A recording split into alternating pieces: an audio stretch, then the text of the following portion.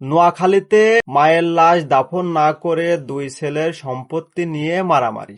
এনার মা মারা গেছে, এক ছেলে সম্পত্তি নেছে, আর এক ছেলের সম্পত্তি দিইনি, ফাঁকিতে পড়ে গেছে বলে এই জন্য সেইটা নিয়ে মায়ের লাশ দাফনই করতে দেবে না, সম্পত্তি ভাগাভাগি করতে হবে, তারপরে মায়ের লাশ দাফন করতে হবে। 20 ঘন্টা যাবত ওইভাবে মায়ের লাশ রাখা রয়েছে, তাও দাফন করতে দিচ্ছে না। তাও মহিলাটা মারা গেছে কোন জায়গায়? মেয়ের বাড়ি। কিন্তু ছেলেরা সম্পত্তি ভাগাভাগি না করা পর্যন্ত কি করবে না? মায়ের লাশ দাফন করবে না। এলাকাবাসী রিকোয়েস্ট করেছে, তারপরেও দাফন করেনি।